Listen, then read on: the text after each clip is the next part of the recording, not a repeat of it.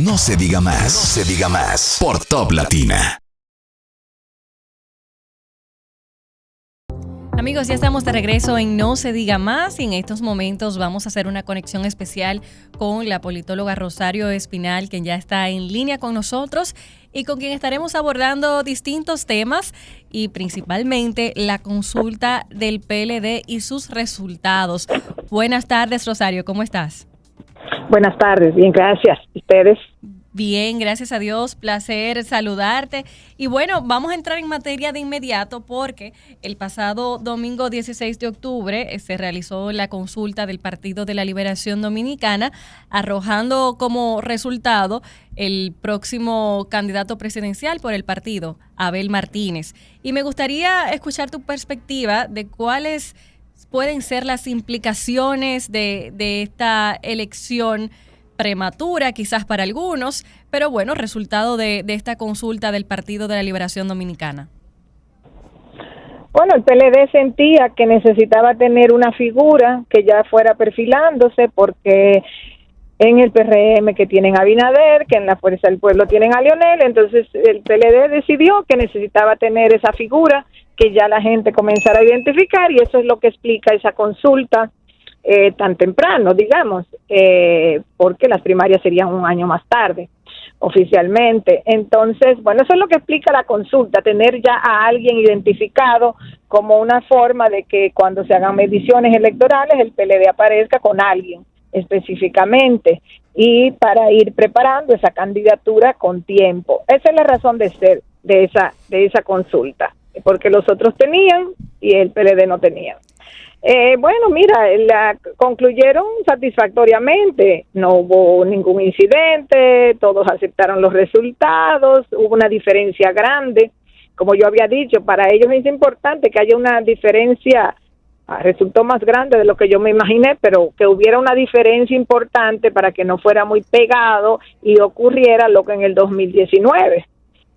Sí. Entonces, pues nada, ellos han cumplido con su cometido de tener una figura identificada y ahora tienen el reto de impulsar esa figura y de que nada se vaya posicionando en el mercado electoral. Rosario, ¿cuáles eran sus expectativas ante esta consulta? Porque la verdad es que mucho especulamos de que se podían cometer los errores del pasado y todos estábamos esperando.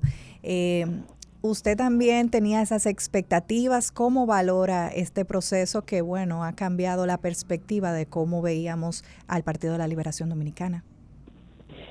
Bueno, el hecho de que la diferencia de votos fuera tan y tan grande entre el primero y el segundo, ya como de entrada iba a disminuir las posibilidades de tensión. Porque no se puede alegar fraude así como tan fácilmente, se puede alegar, no me apoyaron, pero bueno, o sea, el tema del fraude, el algoritmo, no sé qué cosa, ya ese tipo de argumento no iba a tener sentido porque era muy grande la diferencia. Entonces, bueno, ya eso redujo bastante. También, o sea, al ser tan grande, le dejaba poco espacio a los perdedores para molestarse. Y también, la personalidad de los perdedores no es como una personalidad tan conflictiva, de que se vayan a lanzar al abismo en un pleito. No todos los personajes son iguales. Entonces hay, en el caso, por ejemplo, de Margarita y Domínguez Brito, no son figuras de echar, digamos, de entrar en grandes polémicas o ese tipo de cosas. Entonces, bueno, ellos aceptaron, cada quien a su manera, los resultados. Al acatarse los resultados, ya se despejó el panorama de conflicto, porque la gente esperaba que se repitiera lo del 2019, pero el 2019 fue muy, muy distinto, o sea, no se comparaba con esto de ninguna manera. Lo que había era el temor de que con el precedente del 2019 se pudiera repetir esto, pero las condiciones son muy distintas y los resultados fueron muy distintos también. Rosario, hay muchos que dicen que con este resultado Margarita Cedeño definitivamente no queda como líder del Partido de la Liberación Dominicana y que ha llamado mucho la atención porque después de tantos años ocupando posiciones importantes en los gobiernos del Partido de la Liberación Dominicana, primera dama, vicepresidenta de la República, y que alcanzara apenas un tercer lugar, muchos dicen que definitivamente ya no tiene un futuro prometedor dentro del PLD. Entonces me gustaría saber qué piensas. Mira, los liderazgos se forjan a partir de uno mismo. Entonces, ella tiene que forjar su liderazgo en el sentido de que ser primera dama no es un liderazgo a menos que tu esposo te apoye. Y Leonel no la apoyó. En el momento anterior, no ahora. O sea, cuando él pudo haberla apoyado, él no la apoyó. Entonces, bueno, eso es un liderazgo, digamos, dependiente de. Fue vicepresidenta, pero su vicepresidencia fue más bien desde un rol más tecnócrata, más tecnocrático. O sea, manejando los programas sociales. Ella es buena en gerencia, en manejar programas, pero eso no es liderazgo político propiamente. Sí. Entonces, aunque ella es muy conocida por haber sido primera dama 2 veces, por haber sido vicepresidenta 2 veces, el liderazgo político propiamente hay que forjarlo. Después que ella sale de esas funciones, era su momento de forjar el liderazgo político. Es difícil para una mujer hacerlo en cualquier circunstancia. Punto 1. Punto 2, ella no era una persona con estructura partidaria propiamente. Entonces, es difícil para una mujer, no tenía estructura partidaria y encima estaba la nubosidad de su vínculo anterior con Leonel Fernández, que de una manera u otra hace algún ruido. Entonces yo pienso que todos esos factores fueron adversos para que mucha gente se inclinara a buscar ya una figura diferente. Y creo que eso fue lo que pasó. Que ella esté muerta políticamente, bueno, mira, en política eso no se puede decir fácilmente de nadie. Va a depender de ella, va a depender de su partido, va a depender de cómo le vaya al partido, va a depender de cómo despegue Abel, si gana o no gana. O sea, por ejemplo, si el PLD no gana en el 2024, ahí se reabre otra vez una lucha por el liderazgo, no solamente de los que ya conocemos, sino de personas que quizás todavía no han sacado la cara. Y no han aspirado. O sea, podría ser que ya más adelante surjan otras personas, si el PLD no gana.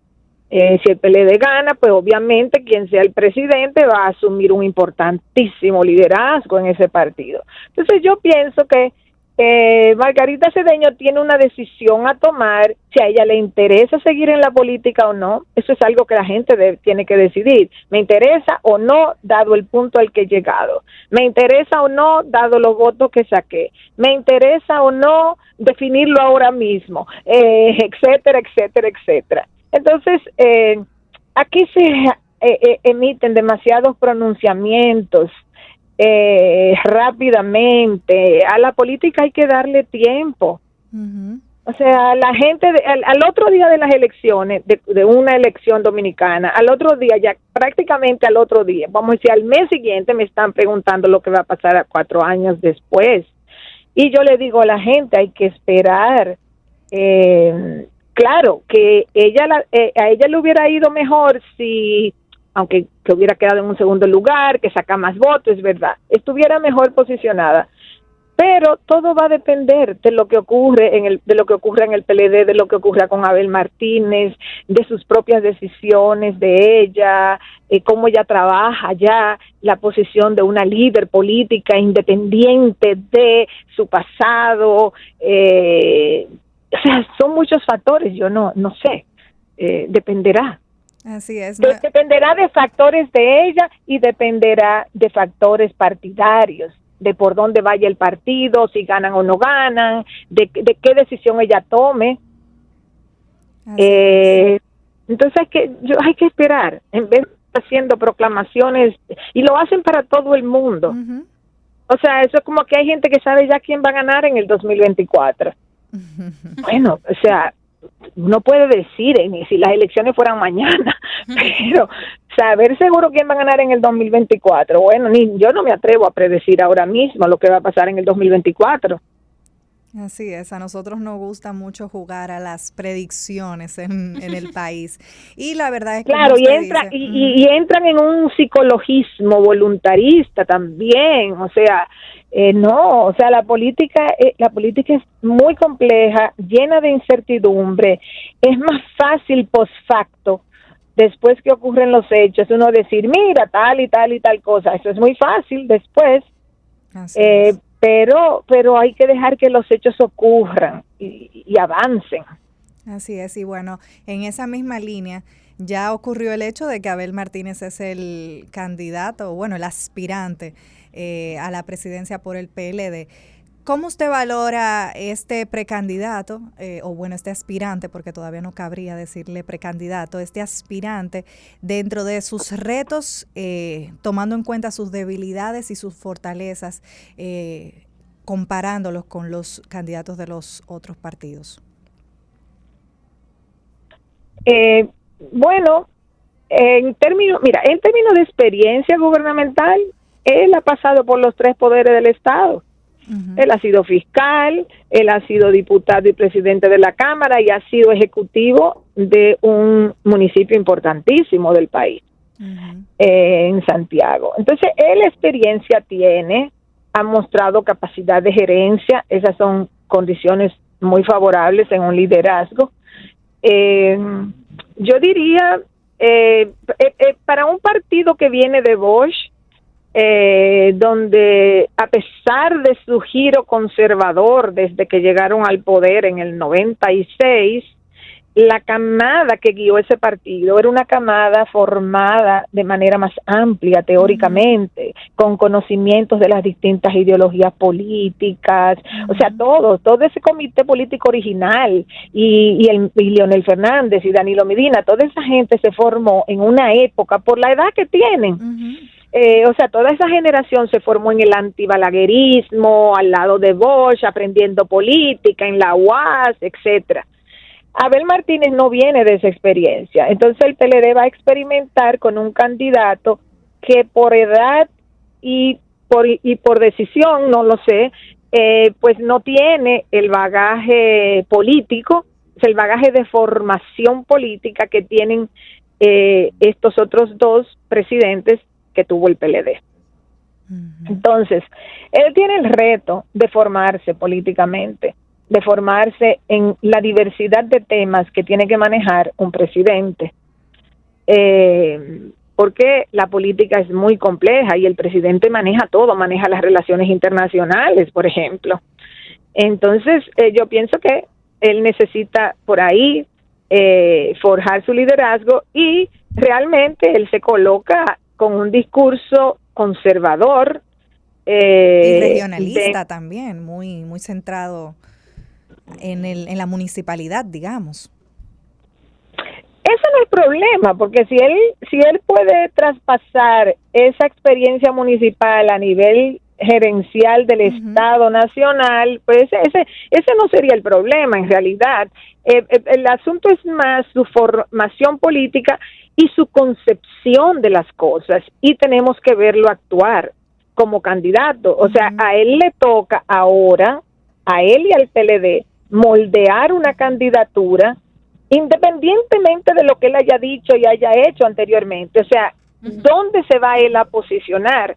Porque si los 3 candidatos, si finalmente los 3 candidatos principales son Abinader, Leonel y Abel Martínez, entonces ellos todos están en la derecha. Entonces esto va a ser una competencia entre conservadores derechistas.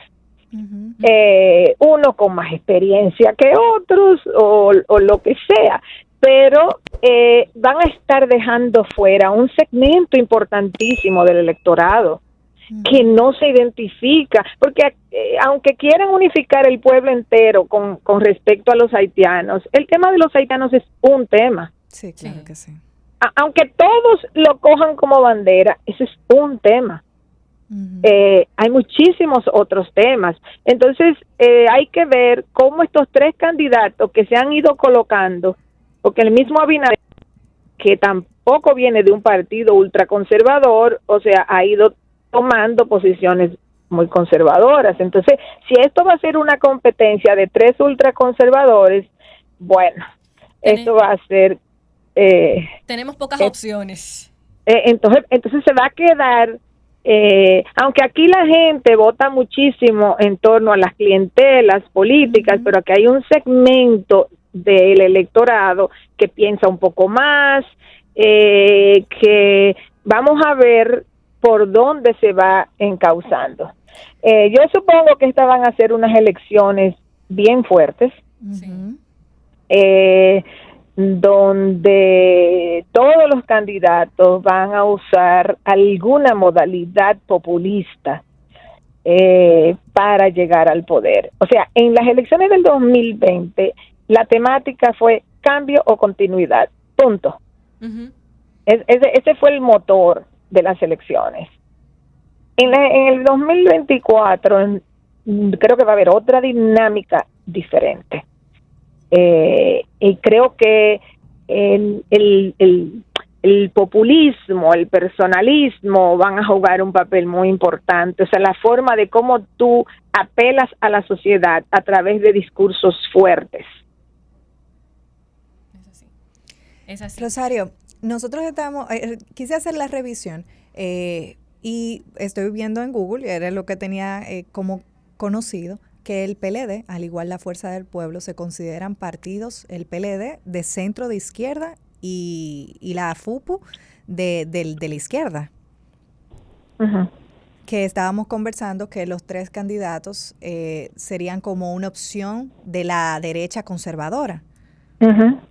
Entonces, cuéntanos un poquito por qué, digamos, estos cambios de lado de acuerdo al partido y a la persona.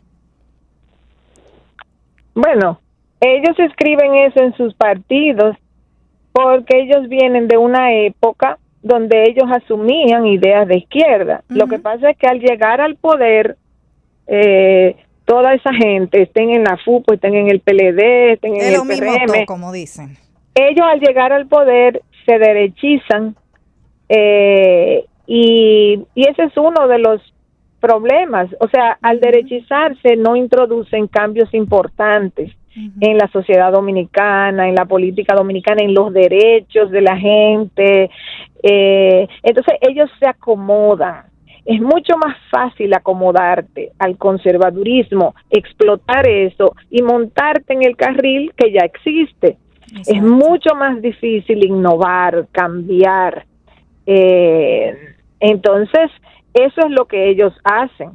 En la época de Balaguer, por ejemplo, por lo menos había una cierta diferenciación, porque estaba Balaguer por un lado con un proyecto conservador conocido y por otro lado andaba el PRD, luego surge el PLD, luego había una izquierda más hacia la izquierda. Entonces todos esos eran el bloque opositor a Balaguer. Ellos tenían en común ser el bloque opositor a Balaguer. Luego ellos todos se balaguerizaron. Entonces eso de que un partido de centro izquierda, que un partido de izquierda, o sea, eso es papel, esas palabras en un pedazo de papel, pero eso no se corresponde con nada. Ahora, esos políticos viejos por lo menos sí conocen teóricamente lo que es la izquierda. O sea, Leonel, Danilo, toda esa gente, Peña Gómez, toda esa gente conocía lo que es la izquierda. Ya estos políticos más jóvenes no lo conocen, no se foguearon en aquella época, no estudiaron propiamente política, sino que cogen y dejan en función de qué es más rentable políticamente. Rosario, ¿qué elementos deberían tomar en cuenta estos posibles candidatos a la presidencia de la República Dominicana a propósito de los cambios que ha tenido la sociedad dominicana y de los cambios en sus demandas? Bueno, la sociedad dominicana se ha hecho más de clase media, indiscutiblemente. Entonces, hay una clase media con una serie de demandas y por otro lado hay unos sectores populares bastante grandes, y ambos sectores son subsidiados en gran medida por sus familiares que emigraron. Y el gran estabilizador de la sociedad dominicana son las remesas. Si no fuera por las remesas, aquí hubiera una explosión social. Entonces, la expectativa migratoria, la República Dominicana es el país número 1 en el mundo en emisión de visa de inmigrante a Estados Unidos. Wow. O sea, en términos de su población, es el país donde más se emiten visa de inmigrante a Estados Unidos. Entonces, la expectativa migratoria y las remesas sirven de estabilizador social, lo cual le quita presión a los gobiernos para hacer reformas. Y esa es parte de la explicación, no es toda, pero es parte de la explicación por qué los gobiernos se acomodan tanto. Por otro lado, sobre todo en los últimos años de gobierno del PLD, sí se amplió el estado asistencial, o sea, programas sociales que trataban también de mitigar la pobreza y la desigualdad, pero eso se lo lleva a cualquier crisis económica. Entonces todavía no hemos visto todos los efectos de la pandemia. ¿Por qué no hemos visto todos los efectos? Porque este país ha recibido una inmensa cantidad de remesas, ha recibido muchos turistas, una parte importante de los cuales son dominicanos que viven en el exterior, porque cuando hablan de turistas se creen que todos son extranjeros, y no.